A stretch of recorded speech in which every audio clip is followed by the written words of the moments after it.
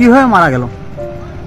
এটা একটা দুর্ঘটনা নয়, এটা সাধারণ এটা ওনার ওষুধ ছিল, সেই ইয়ের মধ্যে ট্রিটমেন্ট চলাকালীন উনি মারা গেছেন। কি বলবেন?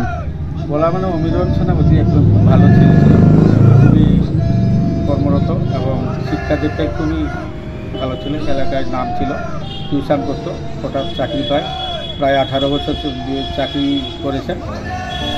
তারপরেই অসুখ আরম্ভ হয়, ট্রিটমেন্ট চলাকালীন উনি মারা যান। কতটা দুঃখিত এলাকা? দুঃখিত মানে এই বাংলাদেশ এবং সারা মানে ভারতবর্ষের একটা যুদ্ধ চলাকালীন যে একটা সৈনিককে হারালাম আমরা, তাই আমরা এলাকাবাসী খুবই দুঃখিত। আপনার নাম? সনাতন দাস। কিভাবে মারা গেলেন? নায়েব সুবেদার অমিরন জানা আমারই ছোটোবেলার বন্ধু। তো ভারতীয় সেনার এভিয়েশন স্কোয়াড্রনে উনি কর্মরত ছিলেন ফিরোজপুর ক্যান্টে। তো আমি কাল শুনতে পাই যে ওনার শারীরিক অসুস্থ হয়ে দিল্লির আর্মি বেস হাসপাতালে ভর্তি ছিলেন। তো ওখানেই ওনার শেষ নিঃশ্বাস ত্যাগ করেন উনি।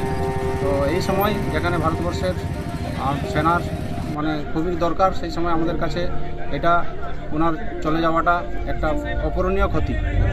তো ভারতীয় সেনায় উনি ছিলেন একটা সৈনিক, এটা আমাদের কাছে খুবই গর্বের বিষয় যদিও, কিন্তু তার সাথে সাথে আমাদের একটা দুঃখের বিষয়, আমরা আমার ছোটোবেলার বন্ধুকে হারালাম।